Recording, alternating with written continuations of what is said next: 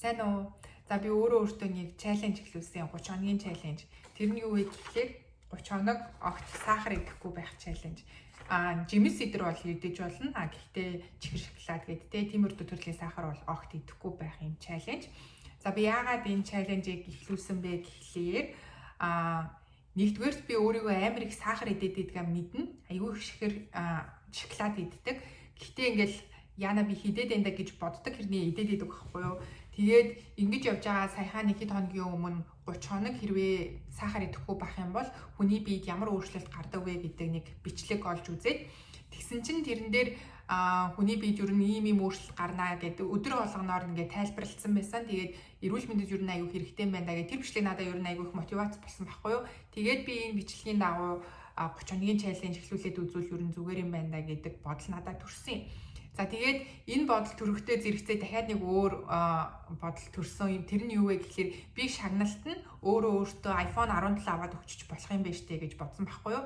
Би iPhone 17-г гарснаас нь хойш авмаар байсан.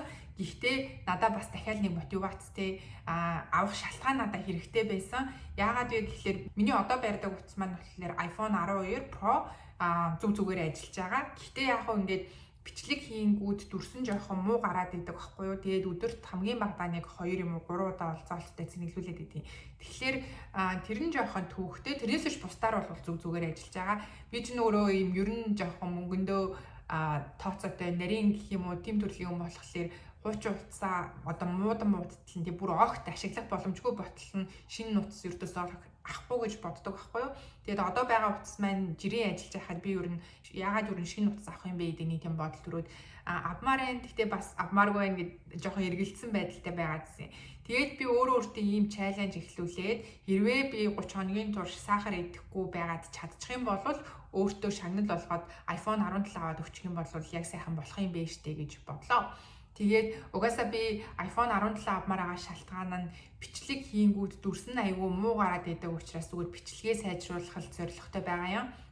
Тэгэхээр аль талдаа ер нь эрүүл мэндээ ч сайжруулад дээрээс нь өөрийнхөө авмаар байсан утсыг ч аваад өөртөө ашигтай гоё чаленж эхлүүлж байгаа болоо гэж боддлоо. За тэгээд хэрвээ би 30 хоногийн турш одоо ингээд нэг өдөр чихэр идэж штэ тэгээд тэгэх юм бол энийгээ би 30 хоног дээр 2 хоног нэмээд уртсгаад явъя гэж бодож байна. Хэрвээ би 30 хоногийн турш ингээ буугаад өгчих юм бол би огт утас авахгүй. 1 жилийн дараа мөн 2 жилийн дараа миний утас үнэхээр муудсан үед нь тэр үед iPhone 18, 19 авнаа гэж бодож байна. За ингээд надад амжилт хүсээрэй. За би түрүү өөрийнхөө гараар нэг юм чаленжийн хуудас хийсэн. Үнэн церемонтой юм болчих. Ажил дээрээ нөгөөдрөөс очихоор энийгээ гоё хэвлээд гаргаад ханандаа наачнаа. За тэгээд миний үдсэн энэ бичлэгийн дээр хүн сахар идэхгүй 30 хонох юм бол хүний биед ямар өөрчлөлт, ямар эерэг зүйлс гардаг юм бэ гэдгийг тайлбарласан байсан. Тэрний талаар би бас товч мэдээлэл өгье гэж бодож байна. Би түрүү нэг хэдэн мэдээлэл бэлтгэсэн. За хамгийн ихний гарах одоо давуу тал үр дүн нь юу юм бэ гэхэлэр метаболизмын уян хатан байдал сайжирч бие олон төрлийн хоолноос энерги авах чадвартай болдго юм байна. За тэгээд илүүдэлчингийн бууралтад мэдээж нөлөөлнө. Энэ бол ойлгомжтой тий. Тархалтыг багасгаад нөгөө өглөлтийг зохицуулахад тусалдаг. Биеийн бүх системүүдийн энерги тогтвортой болж дасгал хөдөлгөөний чадвар сайжирдаг юм байна. Тэгээд төвлөрөл, анхаарал, сэтгэл хөдлөлийн байдал тогтвортой болдог гинэ. Сахар идэхэр ч угаасаа ингээл хүн 1-2 цагийн хугацаанд ингээд сэтгэл хөдлөл нь илүү юм нэг баяртай энергитэй болоод тэр сахарын хэмжээнд буураад ирэнгүүт 1-2 цагийн дараанаас буцаад ингээд айгүй тийм гунигтай жоохон тийм сэтгэл ханамж нь бага болчдөг штэ. Тэгэхээр мэдээж ийм гинтийн ийм сахарын өөрчлөлт байхгүй учраас сэтгэл санаа нь бол мэдээж тогтвортой болж ирэх юм байна. За тэгээд амт мэдрэх одоо мэдрэмж нь бас өөрчлөлт ордог гинэ. Бид нар сахар иддэг байхад юмны ингээд амтыг жоохон бага мэдэрдэг гэсэн бол одоо тэр нь илүү тод болж яг жинхэнэ амтыг нь илүү сайн мэдэрч чаддаг болох юм байна. За тэгээд илэгний өглөлт багасаж өөхний хуримтлалаас үүдэлтэй эрүүл мэндийн эрсдэл буурна гэсэн байна. Зүрх судасны эрүүл мэнд сайжрах юм байна. Мэдээж нөгөө нэг цуснанда холестерины хэмжээ буурахаар чинь зүрх судасны эрүүл мэндэд сайн нөлөө үзүүлнэ. За тэгээд сахар идэхгүй байхлаар мэдээж өрөвсөл буурна, дархлаа сайжрна, өрөвсөл багтай гэдэг чинь нөгөө батан цатаг гарахгүй гэсэн үг шүү дээ.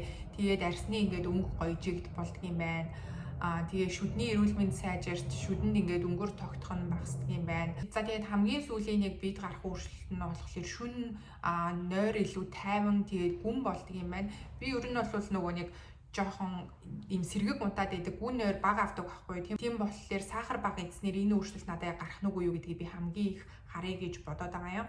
За тэгээ биед гарах өөрчлөлт гэх юм бол ийм юмнууд байгаа юм байна. Гэхдээ 30 хоногийн туршид шууд ингээл энэ бүх зүйлс гараад ирэхгүй хамгийн ихний 1 2 7 хоног бол хамгийн хэцүү байх юм билээ. Ягаад гэхээр би ч ингээ байнгын сахар хэрэглээд одоо дадсан хүн байгаа даа штэ тий. Энерги байнгын ингээ сахараас авч идэг сэтгэл санааны байдал одоо энэ сахартай шууд холбоотой. Тэгэнгүүт энэ сахараа авахаа болчингууд миний сэтгэл санаа шууд ингээд эхний хэд хоногтой жоохон уналтанд ороод ирэх юм байна л да. Нөгөө сахараа өгүүлээд тэгээд дунд хэсгээсээ гайгүй болоод сүүл рүүгээ дасаад тэгээд миний би ингээд өөхөө шатаагаад өөхнөөсөө энерги авдаг болж эхэлх юм байна. Тэгэхээр 30 хоногийн эхний 7 хоног нь болохоор нэлээд чаленжинг буюу одоо шандас шаардсан тий шандас сорьсон тийм 7 хоног болж өнгөрөх бололтой. За тэгээд юу ч гэсэн ямархуу байх нь харъя. Би эхний 7 хоногтоо гайгүй давчхын юм болов уу гэж бодож штэ. За тэгээд өдөр болгоны хөвөрчлийн талаар богинохон бичлэг хийгээд явъя гэж бодож байна. За тэгээд эрүүлжих болон гоё утастай болгох чаленжийг өөртөө эхлүүлээ. Намайг энэ чаленжийг амжилттай давж чадах нь үгүй юу хэдүүлээ хамтдаа харцгаая. За ингээд миний чаленжийн эхний өдөр амжилттай өндөрлөж байна. Яг одоо 11 сарын 12-ны 9 цаг 21 минут болж байна. Өнөөдөр би огт чихэр идээгүй.